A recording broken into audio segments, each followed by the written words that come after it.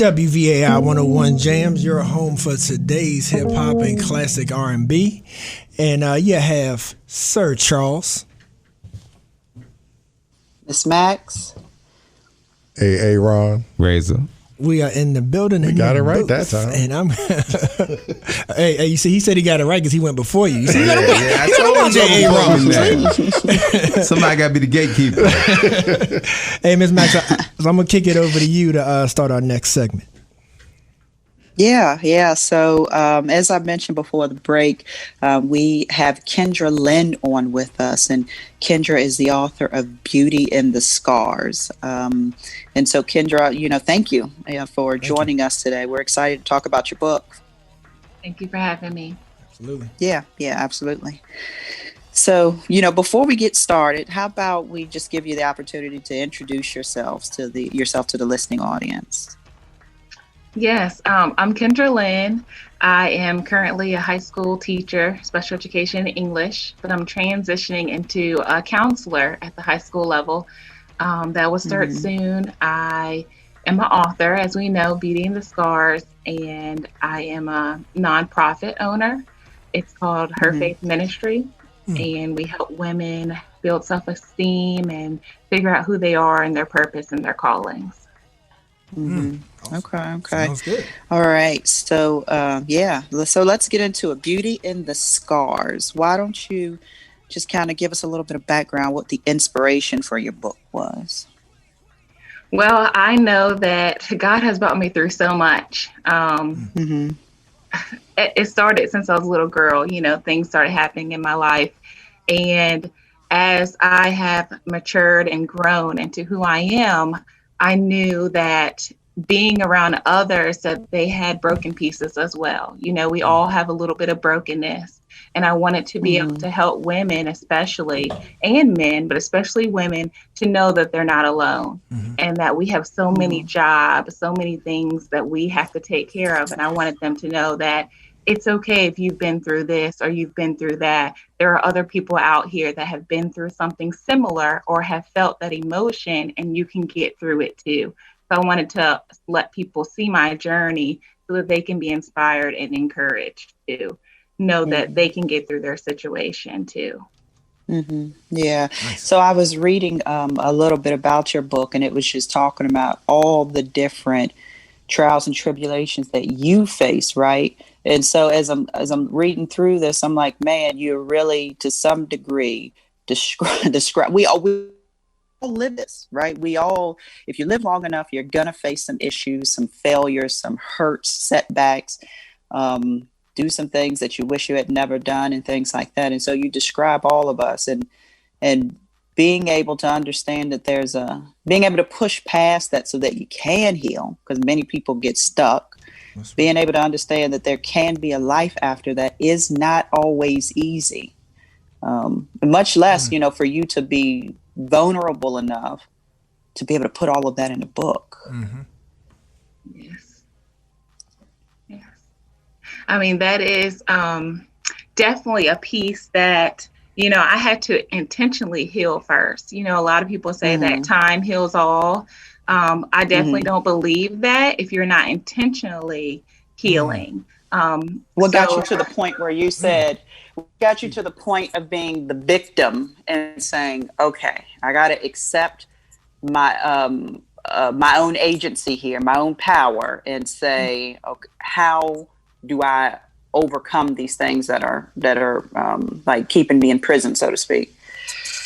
Yes, well, I always believe that you cannot claim to be a victim and heal.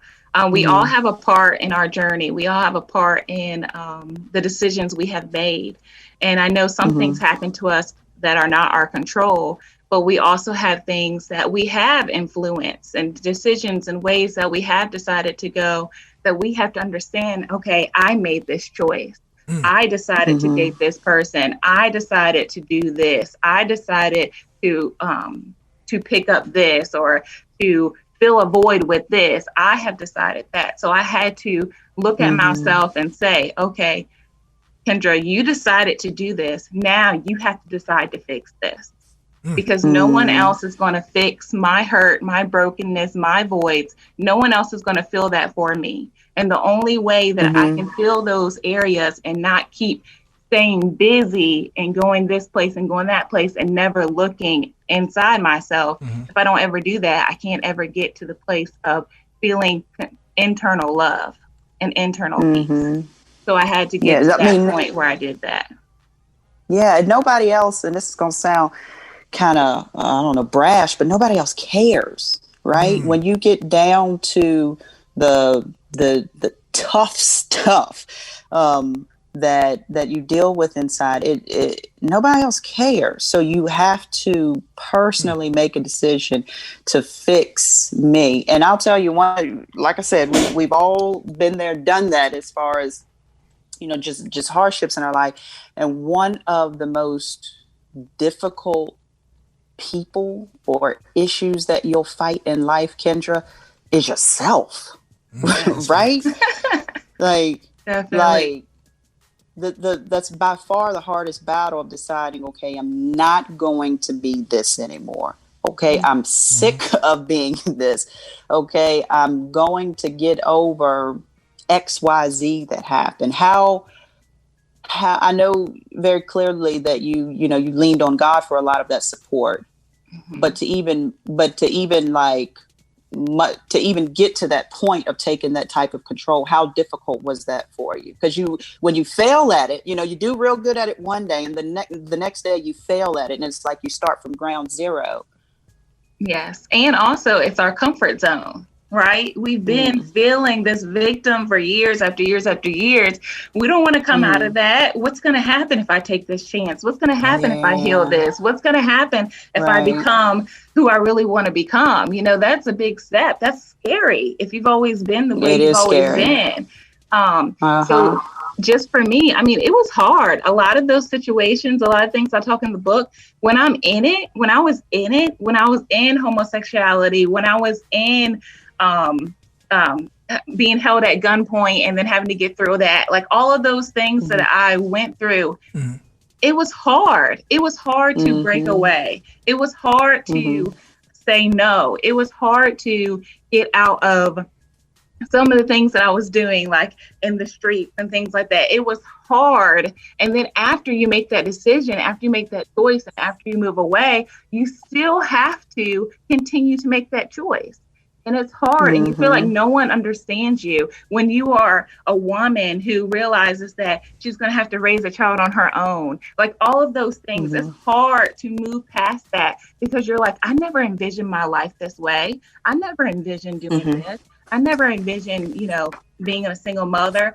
All of those things, it's hard. I've cried many of nights, many of times, but as I cried and as I released, I was able to grab a little piece of hope.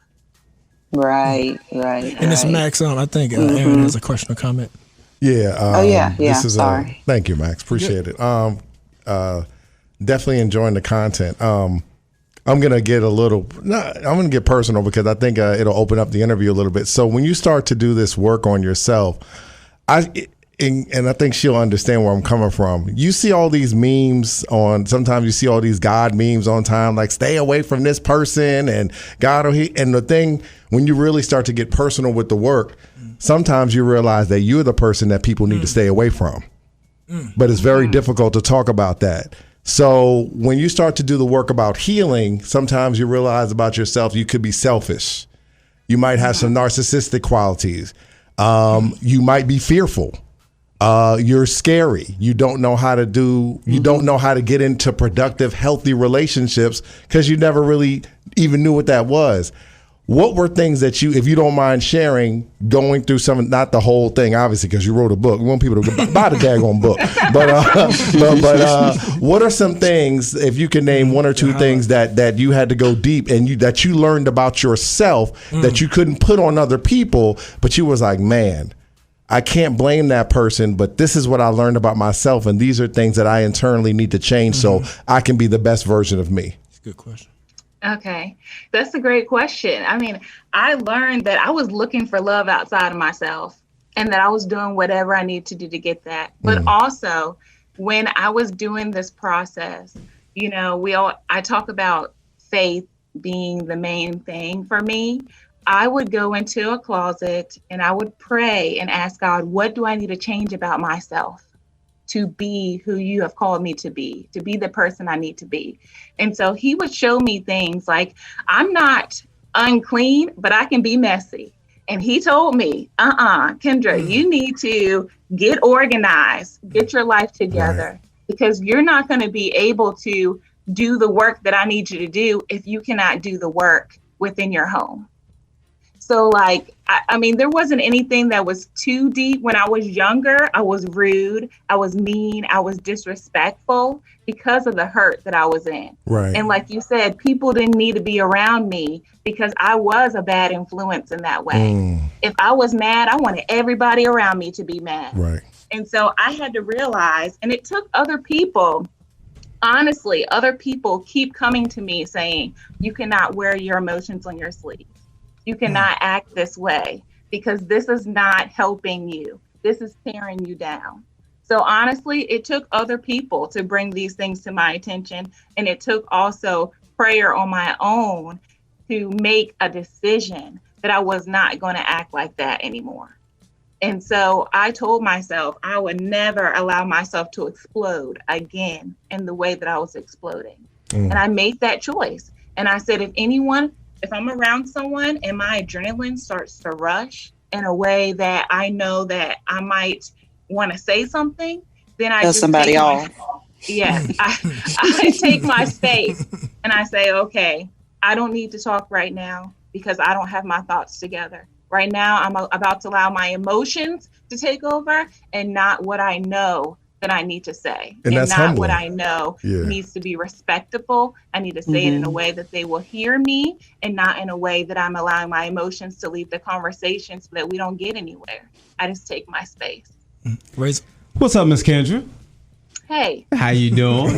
First off, you look just And like that's your a mama. maturity there. And it's a level of self-discipline. Max just jumped right in there. She don't care. She must have had a little outage. Yeah, she don't do that to the rest of y'all. I guess because I'm married to her. That's why she do that. Hey, Go Mr. ahead, Max. I'm just playing. No, I think you were cutting in and out, Max. I think you didn't hear Razor. But Razor, go ahead, because I think she's back now. Yeah, okay. I got a question for you. Going through all the stuff that you've went through, right? You're a single mother of a black male, right? Yes. How damaging do you think that can be to the growth of a black male when his black mom is going through all these things that you're going through? Well, honestly, we know that children can feel our emotions. When I am anxious, he can feel that. So it is important that I do the work and that I try to help him live as pure as he can right now. Right now, he's only 7.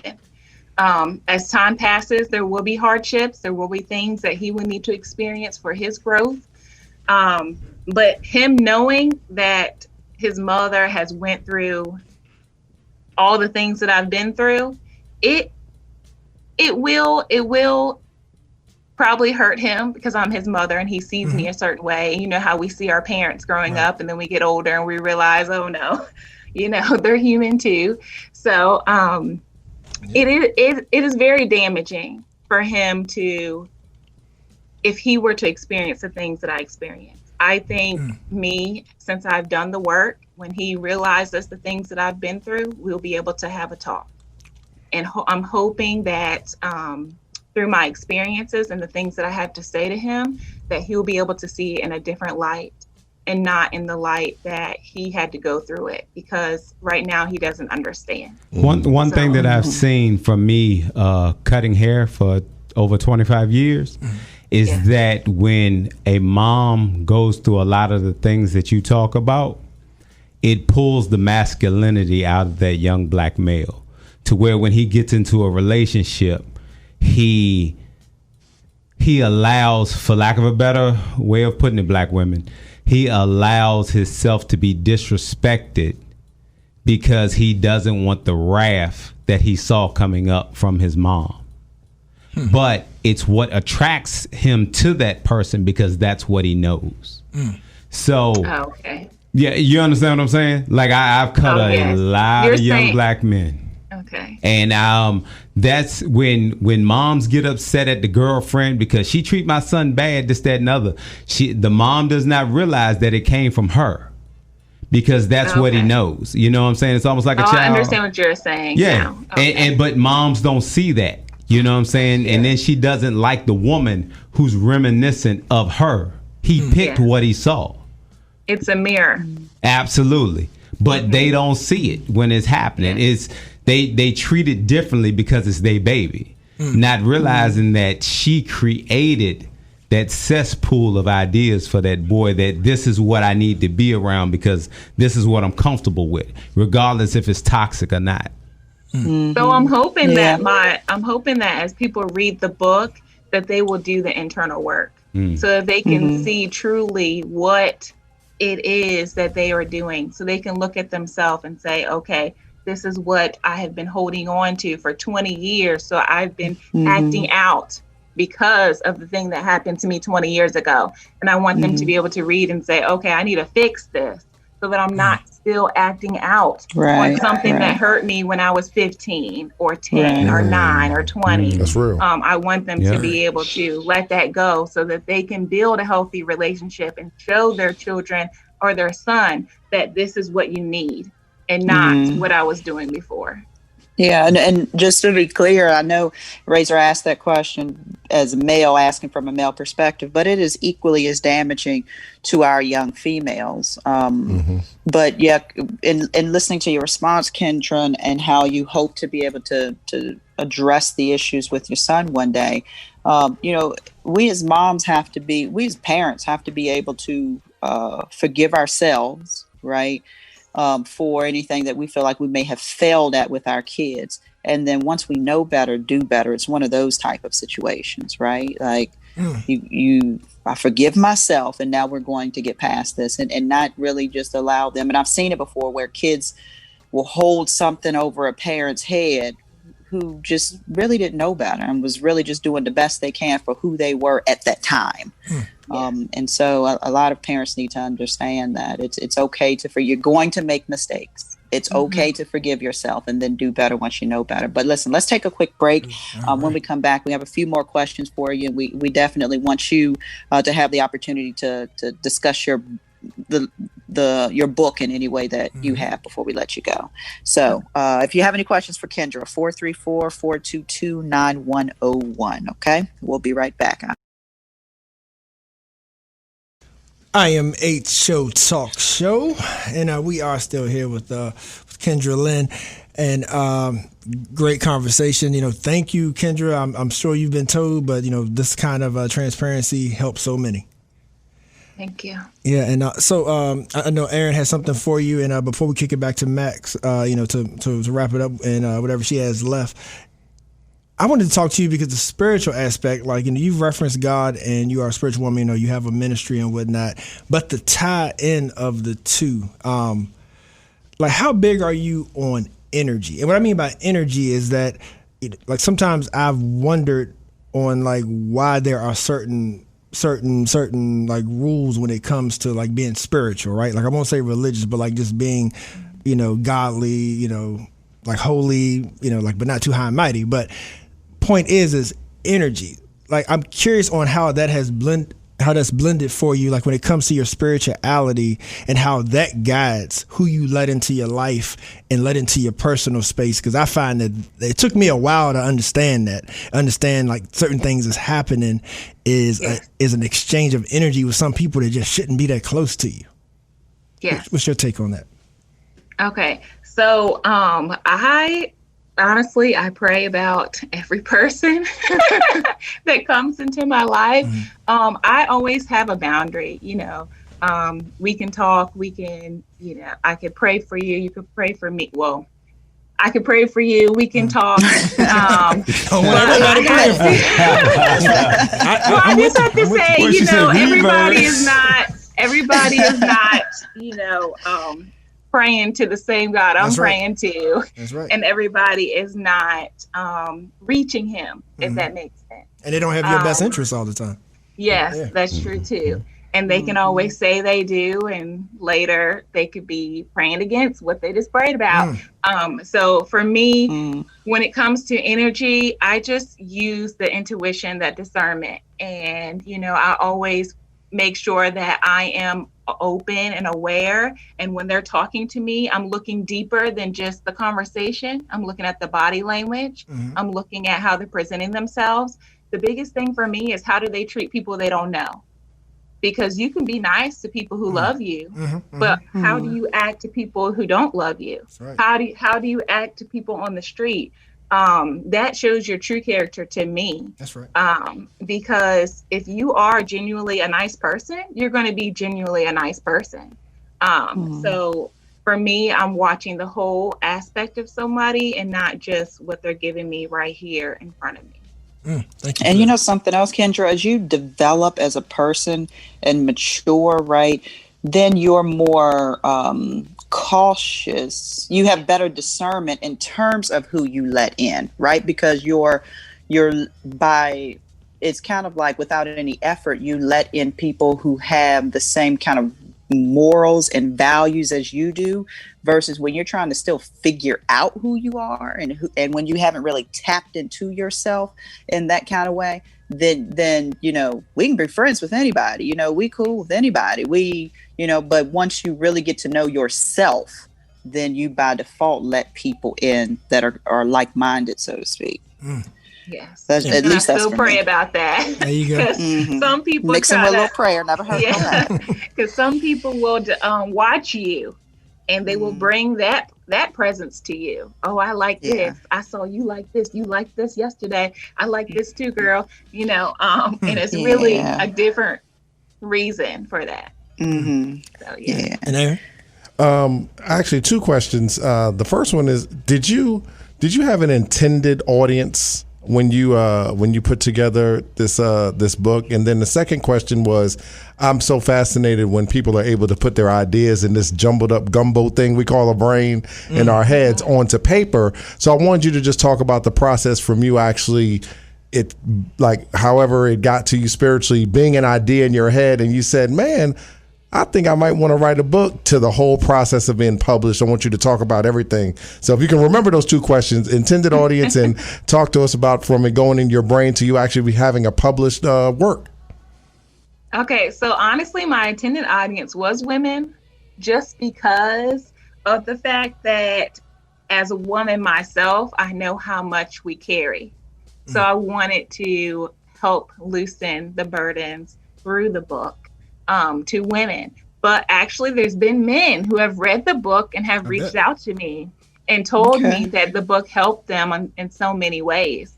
So really, it's for anyone who wants to read the book. It's not a long read, it's a quick read, and when you start reading it, everyone has told me they're intrigued, they can't put it down until they stop. And then they go back and do the activities, because it's a self-help book. It's really to help you read part of my journey. I don't give every single detail, but I give enough of each part, each event. And then after you read that, it has like a journaling section or an activity for you to do to help you dive deep and within yourself, so that you can see what it is that you need to work on, because the things that I needed to work on might not be the same thing that you need to work on. Right. So it has an activity that gets you to see what you need to work on individually. Also, when your other question about the process, I started this book probably like 5 years ago, and I started writing it as a novel, like everything that has happened to me and everything, just every detail. And then I said, how is this going to help someone? If I'm just writing about my life and people are just reading my life, okay, now they know it. I wanted them to be able to look deep within themselves. So that's why I added the activities. Me as a writer, I write all of my thoughts down, and then I go back and change what I need to change, just so that I can develop it the way that I want to. Yeah, but one thing. So I guess I want to even go back on that. What was it that made you even want to write it? Did you always want to write books? Was it always, or like, was there somebody that says, "Girl, you need to put that in a book. This is good." Like, what was it? You know what I'm saying? Because sometimes that's where ideas come from. People are like, "Are you sure?" You know. So I just wanted to hear about that process a little bit. Okay, so I didn't even think about writing a book, honestly.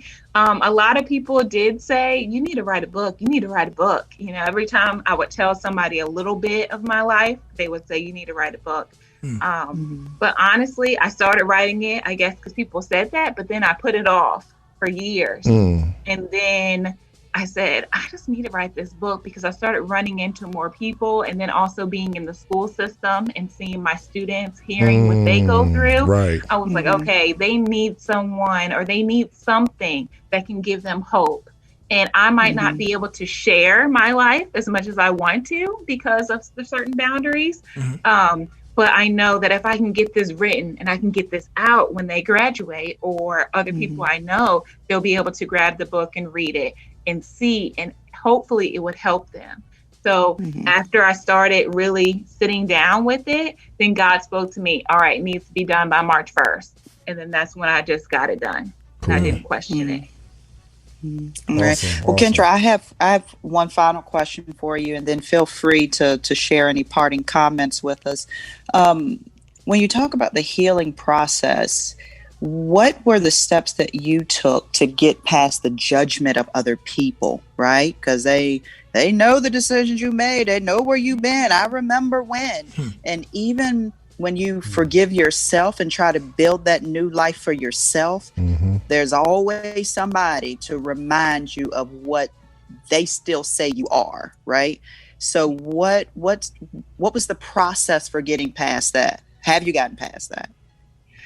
Yes, I have. Honestly, I was kind of forced. If I don't know if I think maybe Razor was my friend then, but about 4 5 years wait ago, a minute. You didn't cast some shade. I don't understand what you mean. I'm still your friend. I can't remember how many years.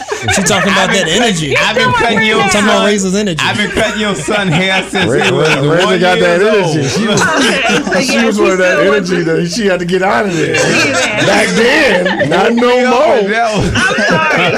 Yeah, you done threw me to the side. I can't remember how many years I've known you. I'm sorry.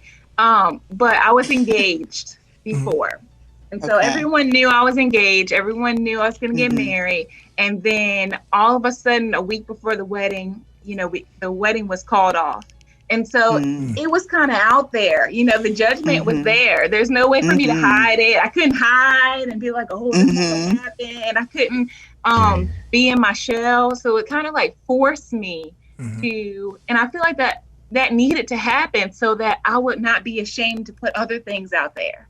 Before, I was walking around and I had all these things that I had been through inside, and I told many people, but not a whole clan of people, So when that happened, and then I was out there, it was on Facebook, Instagram, Twitter, all the social medias, everybody could see. I couldn't hide from that. I had to go through the process. I had to go through the judgment, through the humiliation at the time, but it was all because God was birthing me into something else. And I mean, going through that process allowed me to start my first ministry, which is Positively Inspire, which is a Facebook group on Facebook. It pushed me into that because at the same time we called off the wedding was the same time I started that. And the only reason I didn't delete my Facebook is because I started that ministry and people were already involved.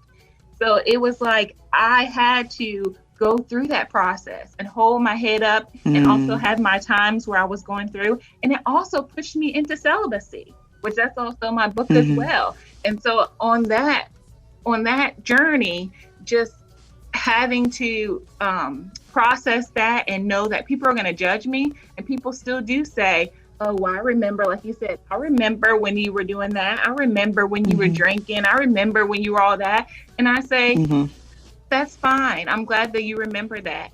And that was a journey in my life that I had fun. I did all this stuff. But now I'm at a different part in my life. There you go. And I'm hoping that you can see me for who I am now and love that part of me too.